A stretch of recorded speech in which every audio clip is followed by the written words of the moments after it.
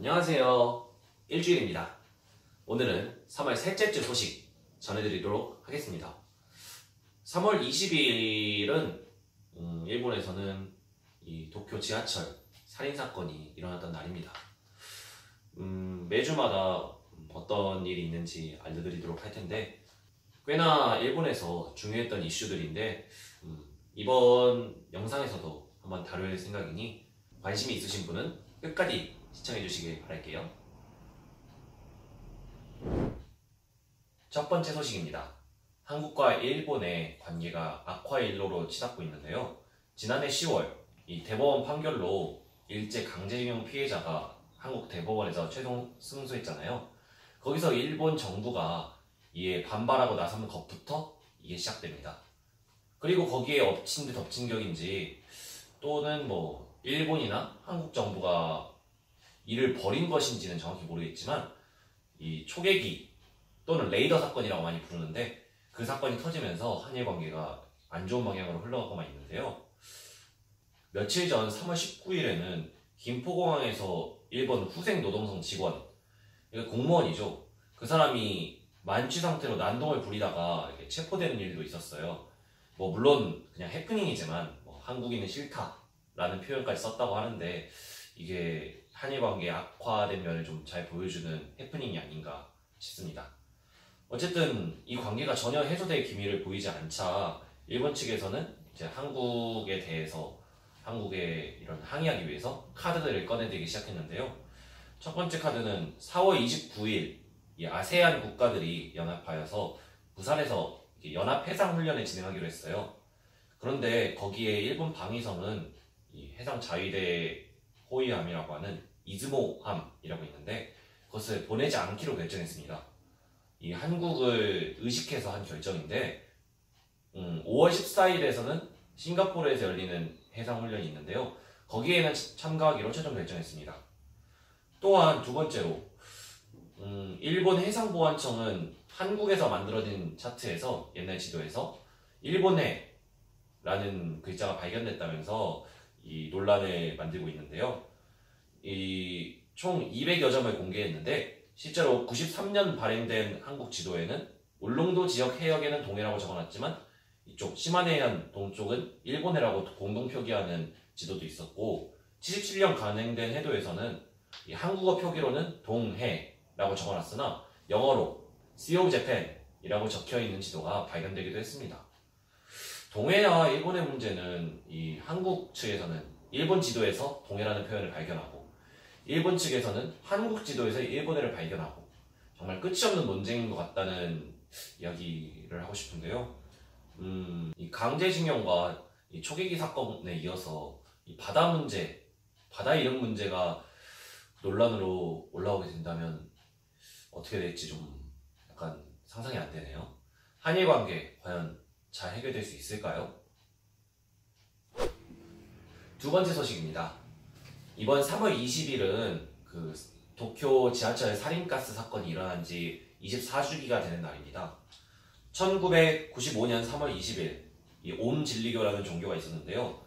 옴진리교가 사람들이 아주 많이 몰리는 카스미가세키역이라는 곳에 독가스인 살인가스라는 것을 살포했는데요. 살인이 아니고 살인가스입니다. 이 테러라는 것에서 안전하다고 생각했던 일본인들이 엄청난 충격을 받았던 사건입니다. 결국 옴진리교 피해자인 아사하라 쇼코라는 이 수장이랑 임원 등 13명이 지난해 2018년에 사형이 집행되었는데요. 지하철 살인사건 피해자의 모임에 그 대표 간사라고 하시는 타카하시 상은 이 사형의 무게 때문인지 지금까지와는 조금 다른 기분으로 헌화를 했다라는 인터뷰를 하기도 했습니다. 사망자 29명, 부상자 6,500명에 달하는 엄청난 여파를 몰아왔던 도쿄 지하철 살인가스 사건이 주동자 사형 이후에도 좀처럼 상처가 아물 것이 보이지 않습니다. 옴진리교의 후계단체인 알레프라는 곳이 있는데요. 이 알레프의 신자가 다시 꾸준히 들어서 현재 1,650명에 달하는 신자를 다시 복구했다고 합니다.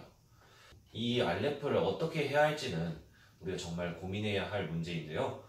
우리가 이 사건을 계속 잊어버리지 않고 경각심을 가지고 기억할 필요가 있겠습니다. 세 번째 소식입니다. 이름에 균을 붙여서 부르는 왕따 문제에 가해자 총 21명에게 약 5,500만 원의 손해배상을 청구한 일이 있었습니다. 이 시즈오카 시립 치요다 소학원, 한국어로 따지면 초등학교죠. 거기서 무차별하게 폭행하거나 이름 뒤에 무슨 균이라고 붙여서 부르면서 왕따를 당한 5학년 남학생이 등원을 아예 거부하고 구토나 현기증으로 병원에 가는 일이 있었는데요. 이 죄질의 무거움을 느끼고 선생님들과 부모님들은 그 가해자들에게 손해배상을 청구했다고 합니다. 여기서 제가 생각한 것은 한국에서도 무슨 충이라고 많이 붙여서 부르잖아요. 예를 들면 급식충, 학식충, 야스오충 이런 식으로 별로 좋지 않은 말에 계속 붙여서 하는 비하 발언이 한국에도 있는데, 일본에서는 벌레 충자가 아닌 세견할 때 그 균자를 불러서 예를 들면 누구누구 균, 학식균 이런 식으로 부르나 봅니다. 결국 비하 언어가 일본이 약하다, 한국이 강하다 이런 식으로 얘기를 하지만 결국 행태를 보면 한국이나 일본이나 크게 다르지 않는 것 같아 보입니다. 이런 문제를 어디서부터 해결해야 할지 좋을지는 잘 모르겠네요. 네 번째 소식입니다.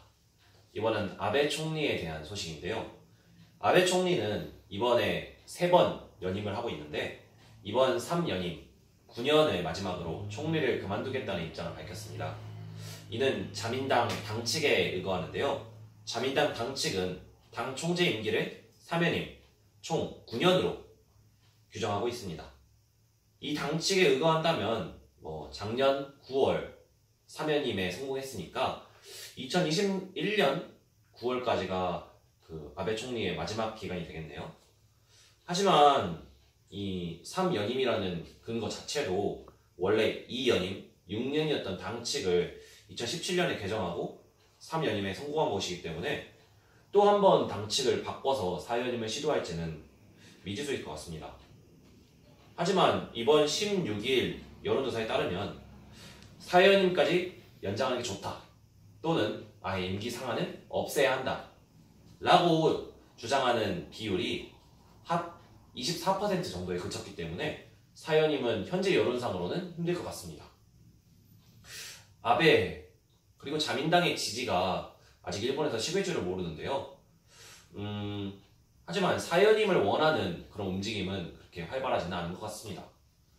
하지만 곧 열릴 아베의 터닝포인트가 될 수도 있을 6월 참의원 선거가 계획되어 있는데, 여기서 자민당과 아베가 크게 승리한다면 또 다른 결과를 보여줄 수도 있을 것 같습니다. 이 총선이 정말 중요한데 여기에 따라 아베 행보가 많이 달라질 것 같은데, 과연 우리는 2022년에도 아베 총리를 볼 수 있을까요? 5번째 소식입니다. 저번 영상에서 체벌금지법과 다운로드 개정안, 이것을 다뤘는데요. 이번에 업데이트가 있습니다. 이 법안에 대한 소식을 업데이트 해드리려고 하는데, 먼저 체벌금지법부터 소개해드릴게요. 정부는 결국 아동학대 방지법 등의 개정안을 중의원에 제출했습니다. 이 개정안에는 아동 훈육 시 체벌을 가하면 안 된다 라고 정확하게 명기되어서 들어갔는데요. 이번 국회 내에서 성립을 하는 것을 목표로 한다고 합니다. 그러면서 이 민법에 명기된 교육의 범위 내에서 자식을 징계할 수 있다 라고 하는 징계권에 대한 논의가 이루어지고 있어요. 이 징계권을 없애야 한다 라는 의견도 있고, 일단 놔두고 일정 부분을 개정해야 한다 라는 의견도 활발하게 이루어지고 있는데, 이번 개정안의 부칙에도 법 시행 이후에 2년 안에 이 징계권 논의를 끝낸다 라는 부칙이 있을 정도로 이것을 확실하게 하려고 하는 의지가 돋보입니다. 하지만 다운로드 규제안은 반대로 벽에 부딪혔는데요. 이 다운로드 규제안은 저번에 말씀드렸던 것처럼 영상과 음악에만 한정되었던 이 다운로드 규제를 사진과 만화, 글까지 확대한다는 법이었습니다. 근데 오히려 만화계에서 인터넷 이용을 위축시킬 수 있다라는 의견으로 반대하는 좀 특이한 법안이었는데요. 원래 자민당 총회에서 이 법률을 제출할지 아니면 보류할지의 의견은 만장일치로 결정했습니다.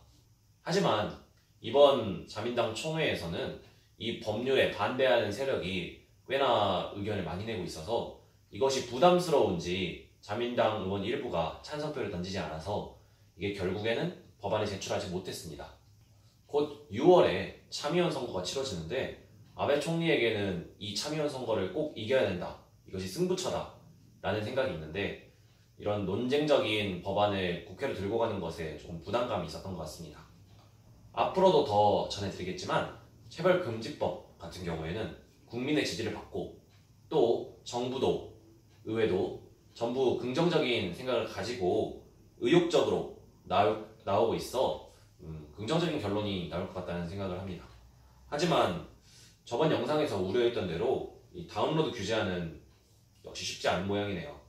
다운로드 규제안은 이 참의원 선거가 끝난 이후에 9월 정도 가을 국회가 되어서야 다시 이야기가 될 방식인 것으로 보입니다. 과연 이 다운로드 규제안은 잘 통과될 수 있을까요? 이번 영상은 잘 보셨나요? 사실 이번에 업로드가 조금 늦어서 죄송하다는 말씀 드리고 싶습니다. 하지만 다음 영상은 제 시간에 맞춰서 낼 테니까 양해 부탁드려요. 죄송합니다. 그러면 저희는 다음 영상에서 뵙겠습니다. 아자스!